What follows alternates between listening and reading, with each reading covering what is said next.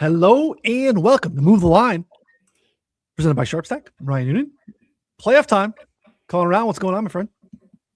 Yeah, not much. A very strange week 18, as expected, I would say. A lot of random games and random guys scoring from random games. Gunnar Olszewski or Olszewski, I don't know how to exactly Yeah, pronounce it. I think you got it first time.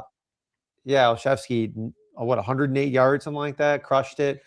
I mean, there's just like so many random guys that pop out of nowhere in week 18. So it was wild. It was like a worse week 18 than normal, too, for some reason. Especially felt like that early slate was just kind of trash and weird. I don't know. It was just a weird week 18 with like no one in the AFC came in with their like playoff seating locked in, but there was just very little drama outside of maybe some of the island games. Sunday night was fantastic. Looked like we were in for a standard, typical Steelers Ravens snooze fest, and then we got just absolutely electric football to finish, which is fantastic for our Super Bowl pick to be left on the sideline. Just as someone with a team in the dance in the AFC, I just didn't want I wanted the Steelers in. I didn't want the Ravens just in case, because they are, more terrifying. The Steelers aren't necessarily a team that I'm necessarily terrified in. They did beat my Patriots this season, to be fair, but it's not a team that I would be looking to avoid at this point. So yeah, it's kind of a wild year with no Chiefs, no Ravens, especially. Yeah, it is. I mean, it is interesting. I don't know. Do you want to talk about anything else from last week and then go into the wild card, or just like go straight into wild card? I don't care too much about I don't think so either. Week 18 games. Yeah, I mean, we got, as of now, 6 coaches to be multiple firings. So we get some firings today. So right now we have 6 openings. Seems like the Harbaugh situation in Baltimore is a little tenuous as well. We don't know what's going to happen there. But any takeaways from Raheem Morris or Kevin Stefanski or any, I guess we'll have plenty of time for off-season stuff, but any thoughts you have there? Yeah, Pete Carroll, one and done too. Carroll, I think there's rumors of Brady bringing in Flores and Dable. I mean, that paired with Fernando Mendoza, Brock Bowers, Eshton Genty. If you sign some more offensive linemen, I mean, that's like a legit team right there. Flores has always made the most out of very little, just with like schematically. Yeah. And so that would be obviously a massive bump for his defense. And offensively, I'm still a believer that Brian Dable can do a lot with little, as proven by the Giants playoff run or like win with Daniel Jones and like a bunch of nobodies, catching passes from him and a bad offensive line. So I think that would be a dream come true for Raiders fans and the Raiders in general. Yeah, there's New England ties with both Flores and Daboll, so it makes a ton of sense. So that'll be a fascinating one. That was like it was interesting that the Giants went out and won, because I was like, you got me thinking too. We were talking about that suck fest in the desert. It's like, who can outtake who here? It turns out the Chiefs could, but it didn't even matter. The Raiders were still locked into their number one spot, because I'm like, man, what an all-time Raiders gaffe this would be. Similar to, the Patriots got lucky, but having sitting there in week 18 when nothing matters and you just have this old school coach want to go out and win the game, I could just, not necessarily set your franchise back, but man, you want the equity in the number one pick, no matter what you decide to do with it. You just want it and figure it out from there. Did Genty finish with 28 carries or something like that? Did he really? Yeah, it was the most ridiculous thing. Well, first off, we got kind of hosed because like most sportsbooks didn't post a lot of the spots that I really wanted. Really wanted Genty stuff, like more widely available. Really wanted like some Keenan Allen stuff, and just didn't get anything like honestly that I thought we would get towards the end. Yeah, he had finished with 26 carries and 87 yards only. I don't even know if that's possible. It's tough to do. He managed to do that pretty much all season. Again, I don't think either of us think he's a bad football player, but the situation, environment were pretty bad. Not right for fantasy outputs for much of the year. So yeah, I mean, we'll have time all off season, sooner than later. It's coming up on us to talk about draft stuff and coaching changes and free agency. I'm already looking at these free agent lists and fascinated on the defensive side to think who's going where, what can happen here. So I mean, it's gonna be good. Real quick too, since we have a question here. I mean, we can answer this I think pretty quickly. Can the Bengals please fix their O-line and defense? I want to buy in but can't until they prove they will bring in O-line help. My simple answer is no, but I don't know. Do you have more optimism than I do? No, you know what? I don't think the O-line was a complete disaster. I think like Mims, who they drafted, is developed a little bit. They have had some injuries. Defense, at least what I like this year is that they did give a bunch of young guys a chance. So at least they have internal evals on the guys if they decide that they want to bring some guys back. I think going like young across the board at a bunch of these positions were not a great idea. Like, Logan Wilson was bad. I mean, even Dallas at the end of the year benched Logan Wilson. That's like, it annoyed me every time that some sort of like graphic would come up where we'd get Dallas in prime time and be like, oh, look at all the moves they made. And it's like, Logan Wilson's been playing 30% of the snaps since they acquired him, and he's been awful. Like, so it wasn't even a real good name value move, but they were young, in no edge rush, right? Like Trey Hendrickson was kind of a one-trick pony there for them. They didn't have him. So they really need to address edge. They need to learn how to stop the run. So I think defensive line is as important as offensive line for them. Obviously, you have so much of your resources allocated to quarterback, receiver that you got to figure it out elsewhere. But it's more so like Burrow was weird. Right? Yeah. I don't know if it's just like presser vibes. Everything. Yeah, everything was just a little bit weird. What were your thoughts on their take of the Myles Garrett celebration?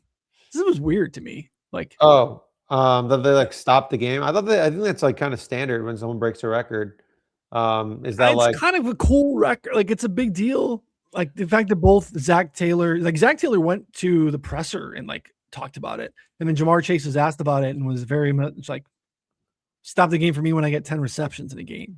Like, I mean, if he breaks a record, I would expect like them to stop the game as well. Like, I don't know. Like, I mean, at least for like a minute or so. Like, and also, I kind of think Zach Taylor's just a loser. I don't know. Like, I don't like his energy at all. I think he's a loser. Well, he did used to get coffee from Sean McVay, so gets you a job. Yeah, I don't know. I'm just not really a fan of the way most of the things are run there. I don't think. No, still, I'm making a little bit off of Super Bowl appearance, which I guess deservedly so. But it seems like anyone that I've seen that's an actual Bengals fan is very much wanting a restart there, regime wise. So looks like they're not getting it, but hopefully they can. They just also seem to find ways to just lose key players, cluster injuries on both sides, or every single year. So I'm sure we'll do some offseason stuff. Maybe they make a splash or two and we get sucked right back into the upside potential of Burrow and Chase, because it is pretty unique, 1-2 duo. But yeah, we'll see. All right. I want to remind folks, take advantage of SharpStack if you've not done the free 7-day trial. I don't know what you're waiting for at this point. Obviously, limited NFL stuff, but not no NFL stuff. And the tool is really, I think, particularly great for the daily sports like NBA, NHL, where there just is a significantly larger swath of bets to choose from. I think there's more opportunities to find EV and mistakes that books can make. And check it out. If you have any questions, let us know. But right now, free 7-day trial, 4for4.com/plans. If you want to jump into any of our postseason stuff, everything pretty much is massively discounted right now on the site if you head to the plans page as well. So take advantage of the 7-day free trial of SharpStack, and then jump into some of the other stuff. I think we're going to start to maybe mix in. I don't know if we're doing any FFPC playoff content. We typically do. We'll definitely do some tweets about it. I usually tweet about it. Maybe we have done some like live streams, but I don't know. I think we'll probably just tweet about it. Yeah, I know. Maybe write an article. Different platforms are doing different stuff. Cover that. We'll definitely cover that in Discord and stuff for subscribers, so jump in there. So we'll be back on Friday for props with Slop at 3 p.m. Eastern. Move the line wherever you listen to podcasts. 4for4 Live on the YouTube channel. Let's jump into our playoffs. I actually have our little matchup forecaster here. Let me share my screen here just to walk through some of us. Let's actually get some of our projections baked in there as well. I'll share this for us. But we start with a rematch from, I think it was week 13. We had a Rams-Carolina a game here. We had a pretty insane spread. Got out to 10.5. in some spots. Let's see if the 10.5s are there. I think that most of some 10.5 still on DraftKings. Mostly everyone else has moved to FanDuel's there too.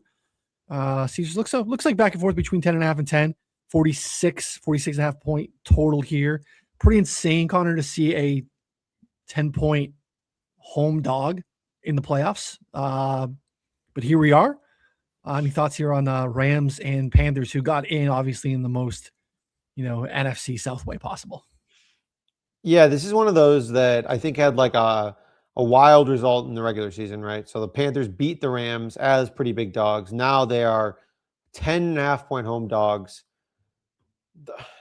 They're one of those teams that we struggled with all year because the way that game and the way they beat the Rams was they had 2 interceptions in the first quarter, basically.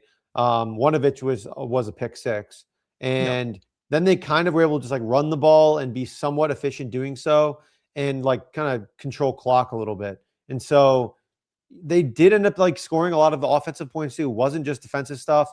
They held Puka to like 6 for 72, which is holding Puka, I think, in he also left a game with an injury in the middle of it. Yeah. Well, there you go. That matters as well. Yeah.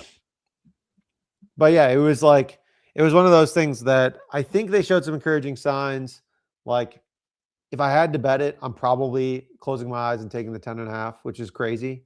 But it is a ton of points for a team that seems to be pretty consistently feisty for just about no reason. Yeah, they're really tough, and you get into some of our early projections here for the game too. And we're not expecting much from Bryce Young again, which it's again, anytime we get that prop line at 200, it's like, it's a little enticing. Right. The problem that I think the Panthers are going to run into here that they didn't as much the first time is they've had offensive line injuries that have been pretty impactful for them. So I think the recipe to replicate the week 13 win obviously would be turnovers again. But obviously when you get them and you get short fields, or even if you don't, I think have to be able to run the football, keep the Rams offense on the sideline. And I worry about, again, just the combination of Bryce Young not being much of a threat and the offensive line injuries that are going to impact Rico and Chuba's ceiling here. So it's so many points. What I think I'm trying to get back to my roots a little bit. I've been scuffling. Take a team total here. Yeah, I like this under Carolina team total here. 18. If we're going to get to like 17.5, right? Which is, again, we're going to be there based off of where our early numbers are. I haven't seen actual books posted team totals yet, but I think they probably will this afternoon. I would think under 17.5 or better would be a pretty good look for the Panthers. Yeah, I don't mind it. I don't know. So they averaged, last time they ran the ball 40 times for 164 yards. It's crazy. Which is wild. 17 carries for Chuba, 18 carries for Rico Dowdle. None of that really came on one carry. They had a long of 10 and 17. It wasn't just like 180-yard run and a bunch of super inefficient stuff. So I don't know. I definitely get the offensive line issues. I'm not running to bet on the Panthers by any means.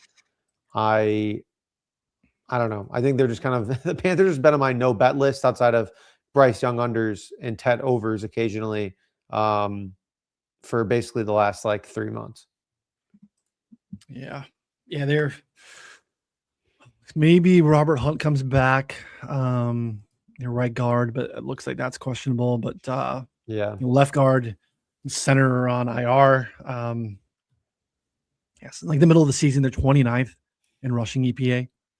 Not good. Success rates, bottom third of the league as well. I think they just have to be able to run the football, which would kind of drag the entire, I think, points for the game down. But you could also have a scenario where they do run a little bit and then aren't efficient. Also, we're getting Quentin Lake back for the Rams, which is, I think, pretty underrated return for them with his ability in the slot, with his ability at safety. They kind of use him in a pretty important hybrid role. I think they've tried to piece together a bunch of different guys to fill the role, and it hasn't been great. And now I think you get him back in the lineup. He's a strong run defender. He's a really important piece for them. He's hurt, and they signed him to an extension last week. So like they're excited to get him back. And I think that's an underrated piece for the Rams too. So kind of with you, I'm not stoked to run and lay 10 on the road in the playoffs. Yeah. But it's Rams or nothing for me. And I think my play is just going to be Carolina team total under. Kind of gross. Oh, you're muted. Can you hear me? Yeah, now switch your mic though. Okay, hold on 1 second. Oh, As a- mic is randomly disconnected. All right, perfect. Professional organization here, you know. I think, also a tech lord who has his own issues at times, so no judgment here. Although you do have more random mic issues, your mic will just randomly switch up, which seems to just happened. You know, it just dropped out, and hey, what do you do? All right. There it is. We're back. I was saying DraftKings says 17.5 minus 125 on the team total right now. So Ugh, interesting. why is it minus 125? On the under. Yeah, I don't know. 18.5 minus 135. It's not worth paying that extra juice. No, that's not worth it. But yeah, might be able to find better. But yeah, doesn't make sense. I guess they're juicing it up on us a little bit. But yeah, I'll search. I'll take a look at that. Yeah, it's kind of interesting. I mean, also the Rams in their last meeting, I think only ran 51 plays. Yeah, I remember because I believe I bet some Panthers tackles in that game. Yeah. And it didn't go particularly well. Just playing run plays that hurts. So maybe I think I went Derek Brown or something. But yeah, I think the Rams are probably the right side. And look, they're a wagon in a very, very wide open tournament, in a very wide open NFC, and understand why there's some positive Rams sentiment. Obviously, get a lot of it done here on the road, but pretty soft landing spot here for week 1. So, all right, next, third time's a charm. We get the Packers and Bears, second time all time that these teams have met in the playoffs, which is wild. We did have I believe 2010 Cutler game where Cutler was injured mid-game, and that was kind of a disaster. But you shop around because I think we're seeing this fluctuate depending on the book. Yeah, we're seeing some, you go to FanDuel, the Packers are favored. You go to a lot of other books, Bears. So you're kind of hovering around 0 depending on where your lean is. But obviously that's going to impact, plus money on the money line, depending on what you're looking for. Total fluctuating as well. Looks like, between 45.5 and 47. So not insignificant there. I don't know what you want to make of, or if you make anything out of what happened yesterday in the Bears game. It's just kind of a weird spot to kind of lay an egg, essentially, because they kind of did. But this has been kind of the Bears all season, right? Like they needed to win that game. They were trying to win that game.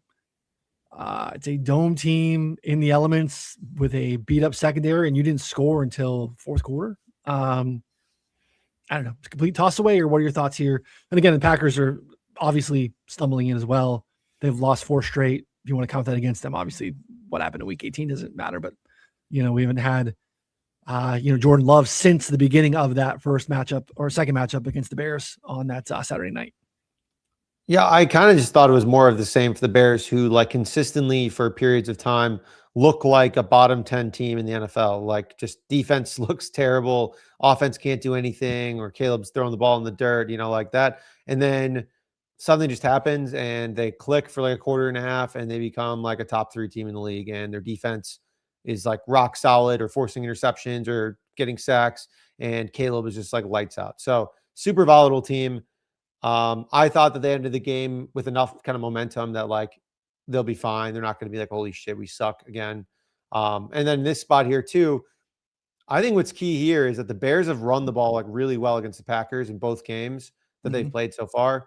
And I would expect that to continue here. I mean, they averaged a little over 4.5 yards per carry in the first one, I think 5.8 in the last one. And that was with them losing basically the entire game. They barely had the ball, because I remember I had the DeAndre Sweat attempts bet in that game. Yeah, we got there. Yeah, but like they barely had the ball, but had some success when they did. Yep. Yeah. Now, like at home, I would assume it's going to be pretty cold this weekend. I would guess. I don't know. I haven't looked at the weather that far in advance. I think Does it's our gonna be matchup page decent. have any weather stuff or no? We don't have the weather, I don't think. We gotta make some calls here. We gotta get We're not there yet. Get some weather reports on here. But Yeah. let's see here. So weather bug right here. This room. Yeah, exactly. I thought we had one. Okay, it looks like Sunday's gonna be pretty chilly. I mean, nothing crazy. 30 degrees, 15-mile-per-hour winds. So it's probably gonna feel like, I don't know, 20-ish. I would guess 22. So yeah, definitely cold. And the Packers have just been, I don't know, not all that good. They also just got beat up on the ground 2 weeks ago by the Ravens, like really bad. Obviously, Derrick Henry's a different beast, but like, I don't know. I think the Bears are just like if they can run the ball, they can compete with basically anyone, I think, at this point, to be honest, at least offensively. I agree. I'm kind of surprised that we see some pro. I guess I just think the Bears should be favored. I don't think we should be at 3 or anything, but I think this like 2.5. Packers. Yeah, I mean, I feel like that's appropriate. I feel like that feels right. So I like plus money Bears money line, to be honest. Like you said, I think we've seen enough of good rushing attacks be able to really control and dictate what goes on with the Packers. What's interesting is that like Malik Willis was so good in that second game. That's part of why they didn't have the ball. Yep. And I'm not saying that Malik Willis should be in for Jordan Love, but like it definitely changes the dynamic of that offense. But Jordan Love's a tremendous downfield passer. He's a really good quarterback against man. He's really good when you don't pressure him, and the Bears are not a good pressure team. So there's some situations here that set up really well schematically for Jordan Love and how they want to win. And so it's not like I don't think the Packers can win that game, but I think the rushing point, to your point, is an interesting piece here. Whereas I think if they decide to run the ball, they don't get on like bad time of possession early in the first quarter, you're not chasing points and you're not having to get out of what you want to do, they can really do anything they want. I mean, Micah Parsons and Devontae Wyatt being out of the lineup for the Packers is massive. They are 31st in pressure without, according to PFF, 31st in pressure rate on the season without Parsons in the lineup. They are significantly worse against the run without Wyatt in the lineup.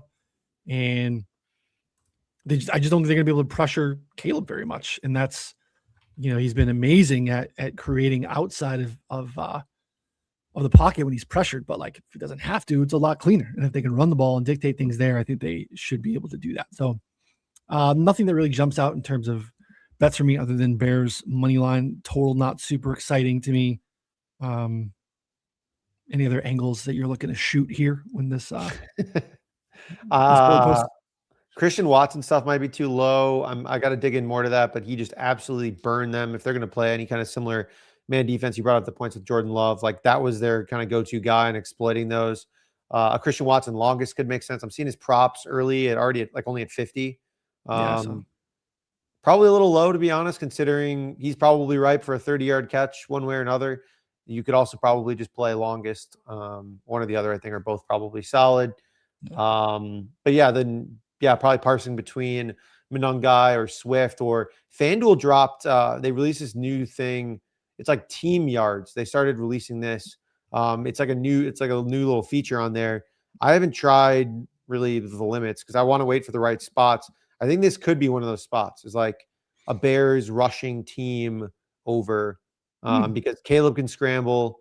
I think both Swift and Monangai could have great games. I don't know which one, but I think one of them is probably going to, have a great day. So we'll see what that ends up being because I think that could be pretty interesting.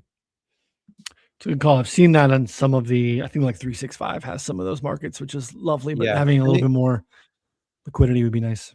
They always have it for the Super Bowl. And I usually take that kind of stuff for like Super Bowl and have generally been pretty good with that. Like, I don't know, like passing yard or like total like rushing yards or like team stuff. Cause then, you don't get screwed by some random second string coming in and ripping like a 30-yarder. And then, the regular starters just going back to eating it in the backfield or, getting into the line of scrimmage every time. So, yeah.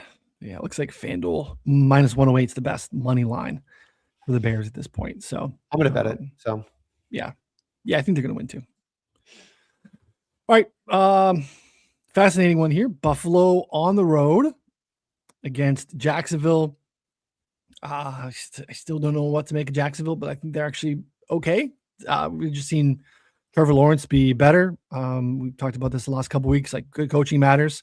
You still have the Bills, small road favorites here, pretty much 1.5 or so across the board. Pretty healthy total here, 51.5.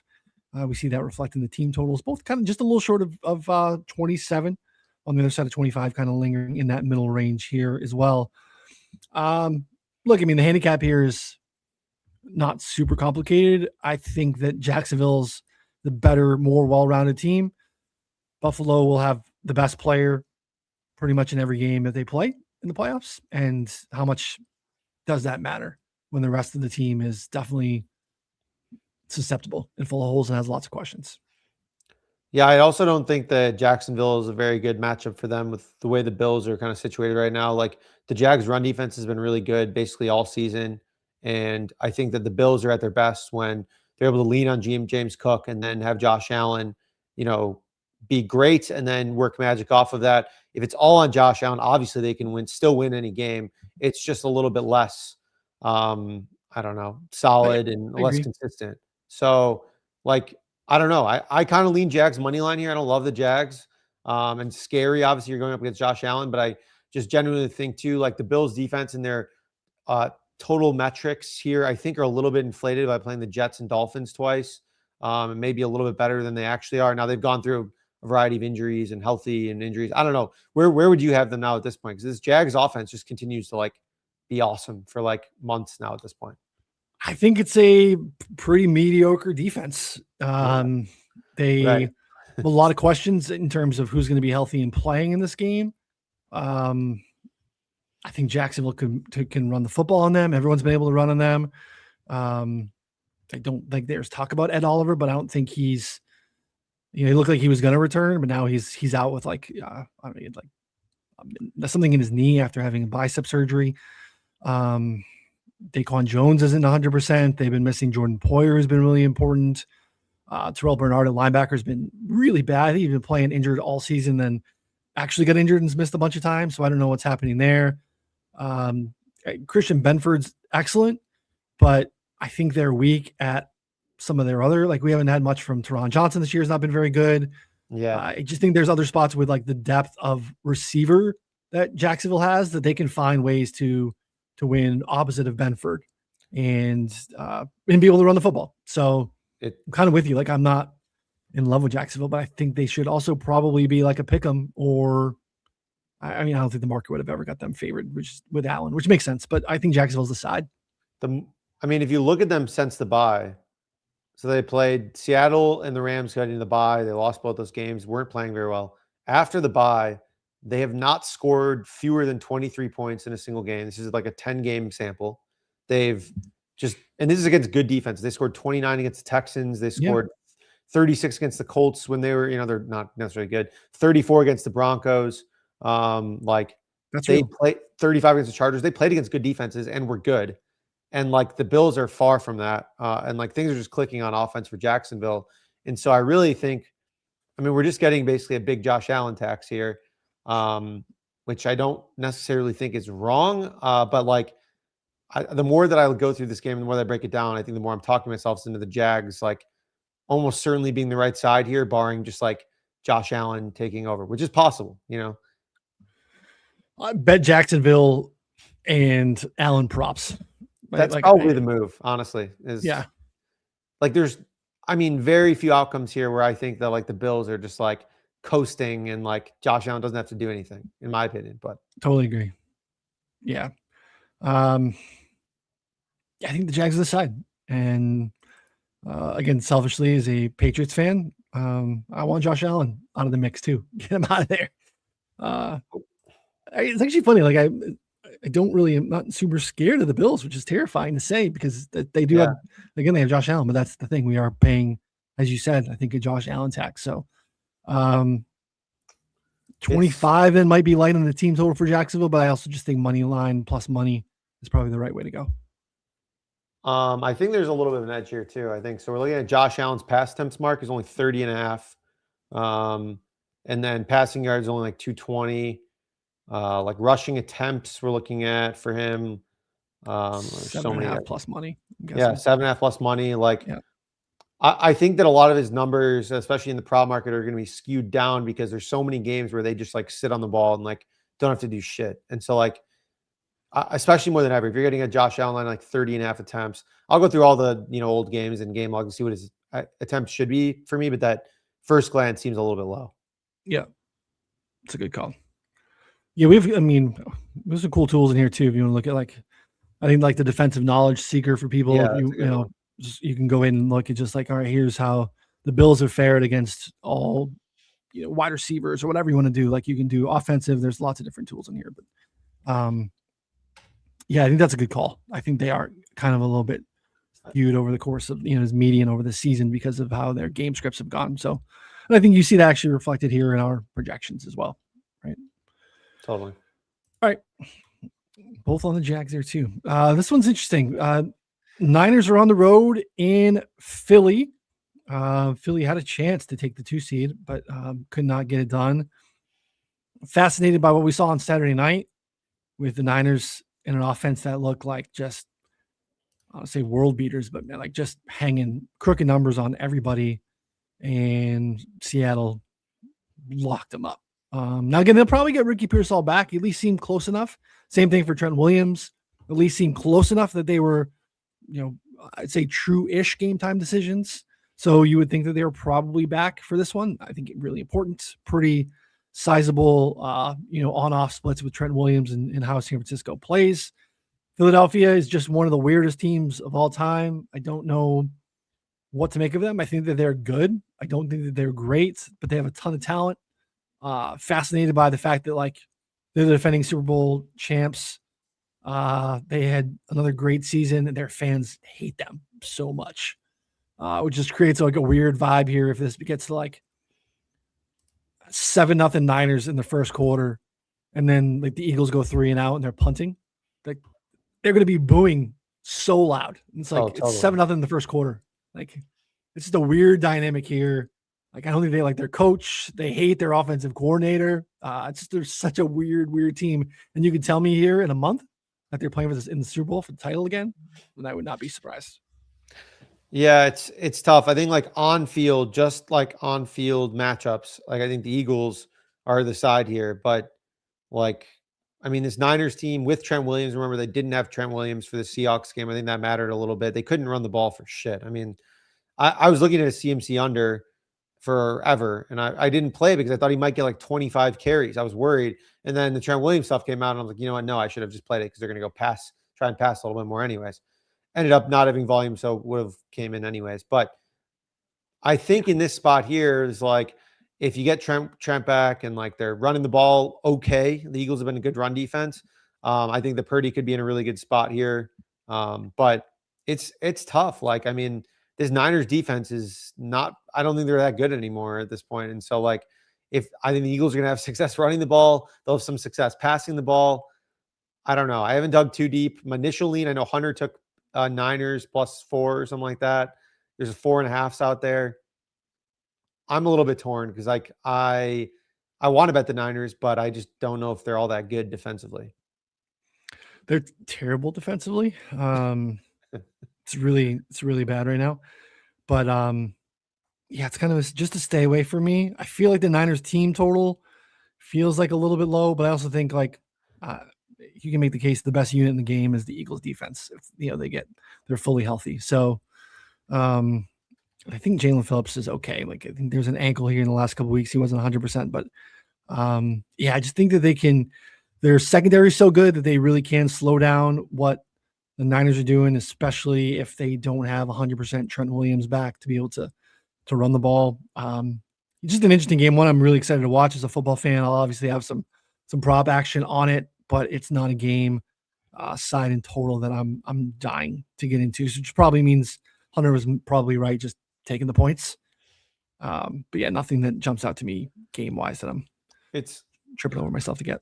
I mean, they put CMC at 60 yards only. That's one of his lower props of the year, to be honest. Yeah, that's really low. 60 rushing yards. And they got Saquon up at 82. I mean, the Niners were just thoroughly dominated on the ground by the Seahawks. Seahawks offensive line was awesome. Yeah, they were bullying them. they were bullying it. They got to the second level so clean, like, and that's part of it's easy to do when you don't have a defensive line they have to worry about. And they were able to just toss guys to the side, get to the second level. It felt like anytime like Kenneth Walker, Charbonnet had the ball, by the time they got touched the first time, they were already 4 or 5 yards down the field. It was a clinic. Yeah, it makes me nervous about, but Philly's been pretty poor running the ball. And we know that they can, though. We know that, when they're clicking, the Hurts Barkley duo is insanely dynamic. So I'd like to see more Hurts running, fewer Saquon like shotgun carries and stuff. I don't know, just get under center, just a little bit of play action. Yeah, stay away. Interested to see, because I think the Eagles could very much go on a run here, and it would not surprise me. Yep, agreed. Maybe surprise their fans. I don't know. All right, nightcap on Sunday. Chargers head to New England. You were looking at a basically 3.5, I think, across the board for Patriots. 45.5, 46 is the total. Looks like FanDuel's total's cooked out a little bit. They're not alone. 46.5, moving out there a little bit. Yeah, the Chargers are obviously, they can be terrifying. The fact that they're even here and have been as good as they've been all season long, with the insane amount of injuries, key injuries, especially to their offensive line, is insane, and a testament to the coaching staff and to Justin Herbert, who's been awesome. They're like, the number's not going to be good. It's not a market that I don't think either of us really get into, like Super Bowl futures in the summer. But the Chargers are really interesting next year. Like, I mean, they're probably going to lose Jesse Minter, and I think that's impactful. But like, I don't know, I've been really impressed by this team. Now they get the Patriots, who getting healthy. I think getting Milton Williams back is pretty important. Massive. Seem to have everyone back, offensive wise, receivers, except obviously Matt Collins, who's on IR, but feel like they're kind of cooking with everyone they need to here. So early thoughts for you on Chargers Patriots. Yeah, I'm definitely going to play some Chargers rushing under, maybe the team out rushing under, maybe the Hampton or Vidal rushing under, something like that. I kind of like the Pats here, 3.5. They, like the Chargers line is just kind of beat up. And like, I think that the Pats D line, maybe they don't get a ton of pressure on Herbert, but I mean, basically everyone's gotten pressure on him, it seems like, since their offensive line's gotten injured. And then, yeah, Milton matters a ton there in the middle for their run defense. So if you kind of force the Chargers to be one-dimensional, I think it's just a big problem for them. Like it takes a lot for Justin Herbert to do that. And I'm not sure that they're set up to do that. Now they've kind of been in similar positions like this before, where it's like, okay, well, they don't have much of a running game, and like Herbert's kind of got to will them to the finish line, and he does do a pretty good job making games pretty close. So that would be my concern here about laying the 3.5, because you need the little extra point or half point there. But I will say, so like I was digging into the Patriots schedule a little bit. Obviously played a super easy schedule. They faced one top 10 defense all year, but that game was against Cleveland. Scored 30 offensive points, had 422 yards of total offense. May completed 18 of 24 passes. Travion Henderson had like a 75 yards on only 10 carries. So like they performed well against the only competition they've had. I would say the Chargers defense is certainly in the same, range statistically as the Browns. So it's not like, they're much better, much worse. I would say they're kind of in the same realm. So I don't know. I think that there's certainly they played a lot of easy teams, but the only tough team they played, they did well against. So I don't think that the Patriots are going to be like all of a sudden shut out or anything. So that's kind of where I'm at with them. I agree. I mean, what's tough for New England is they've done so well. Drake May's been so good at the deep ball this year. It's been such an important piece of what they do, and it's something that the Chargers really limit. They've been tremendous at taking that away. But I also think like this just be a spot like prop wise. I'm thinking about like Drake May completions. Like I think they have to settle for some more underneath stuff. I think that's where you can get Hunter Henry winning a little bit. You can get Diggs winning a little bit.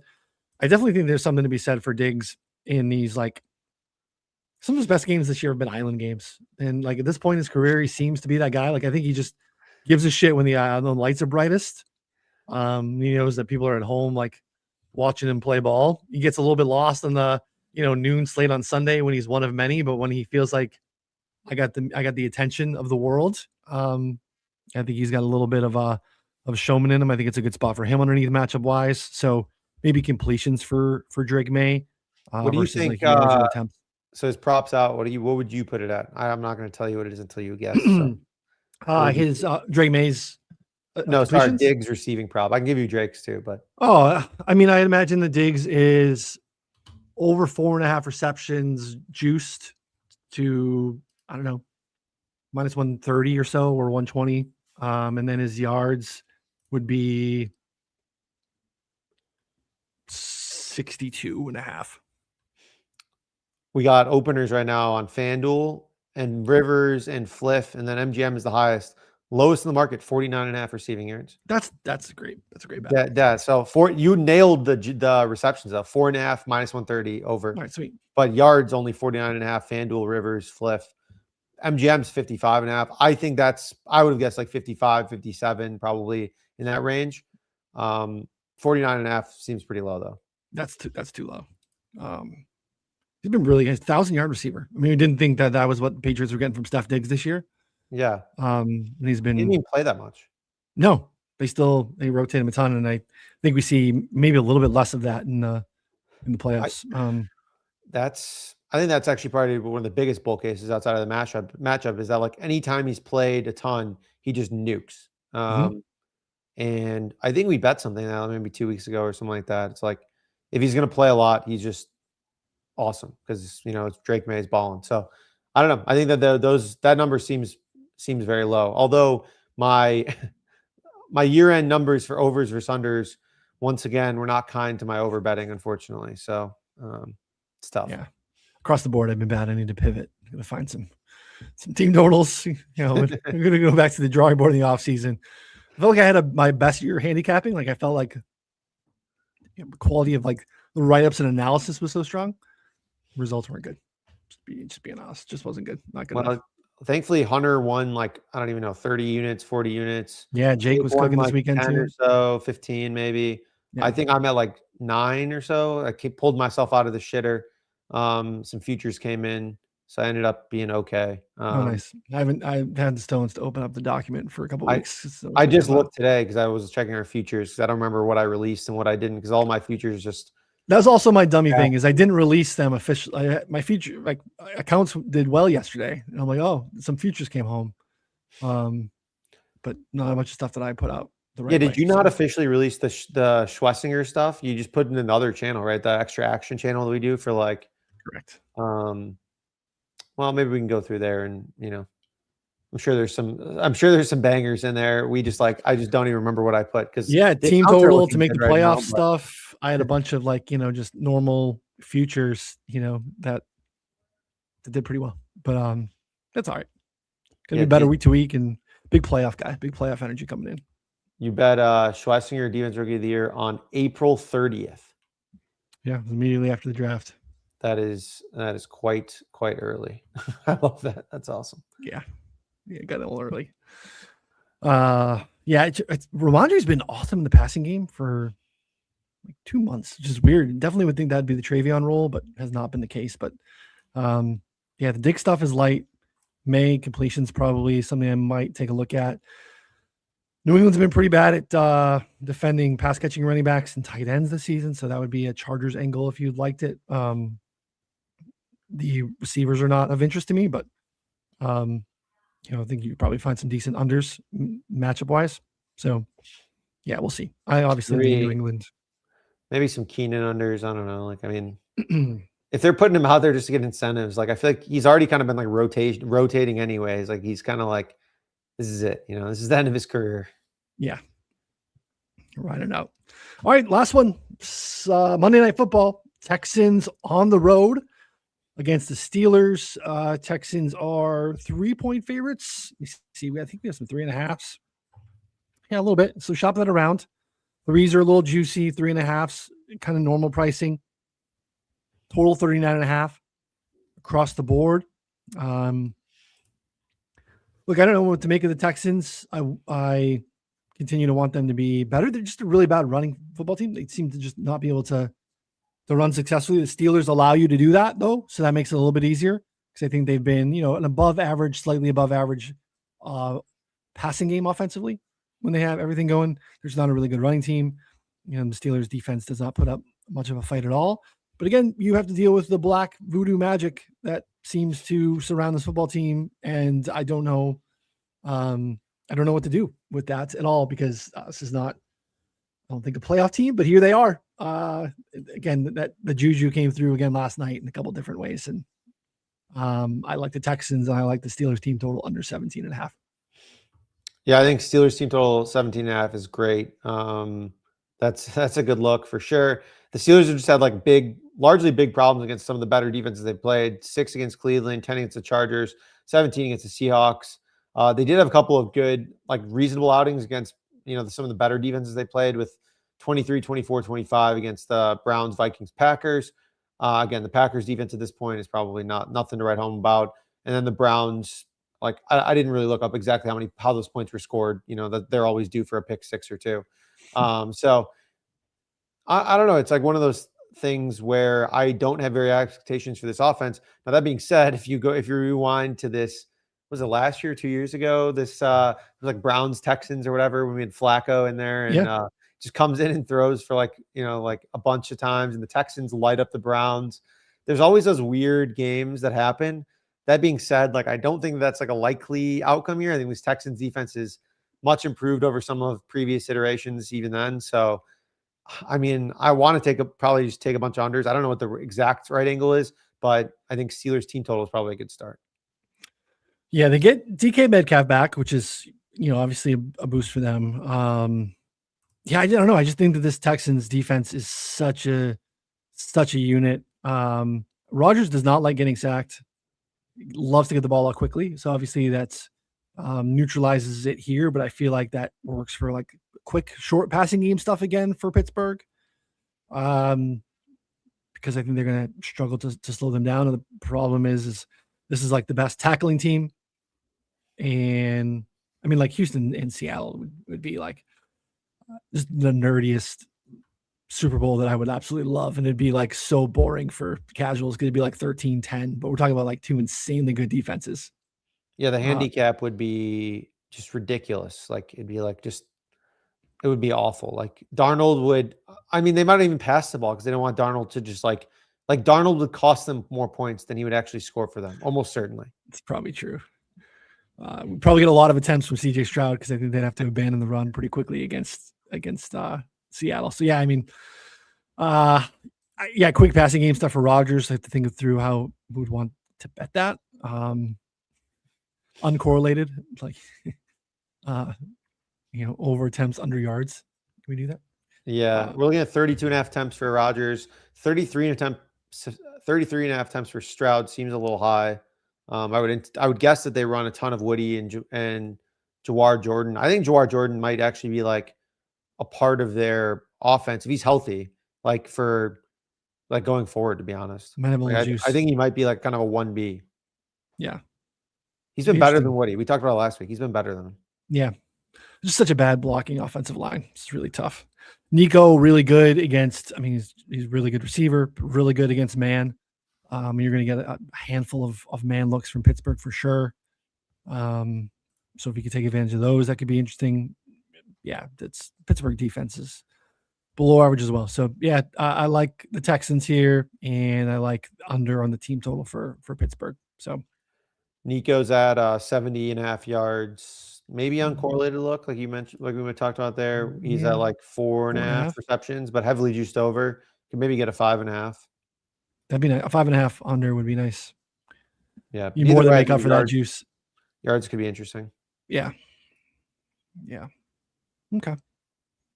Super Bowl, Connor. Who's gonna be? Oh yeah, Super Bowl. Shit.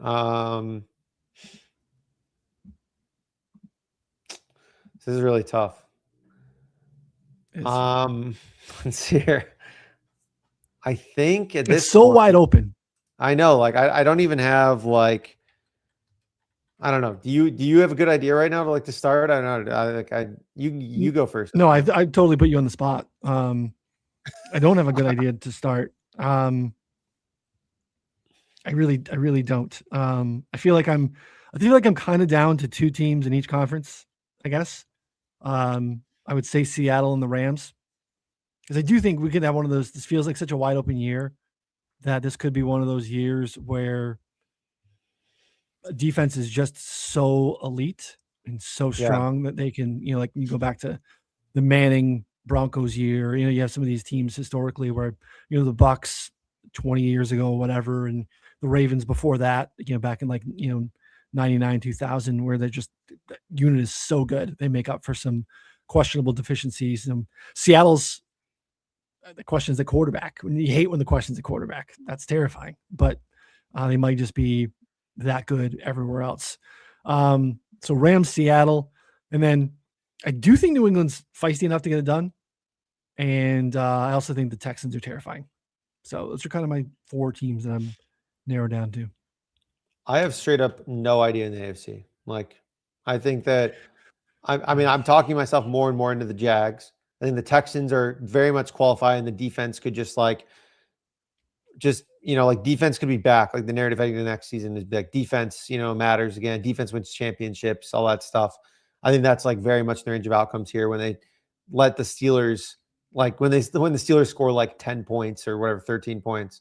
And then they would go to, I don't know who they go to the 4-5, and then they'd play someone else.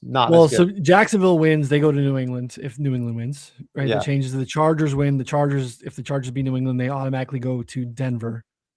Right. So they play Broncos, right? Texans would play against Broncos if they won. Yeah. And the Broncos would score no points as well. Well, they wouldn't if Buffalo beat Jacksonville.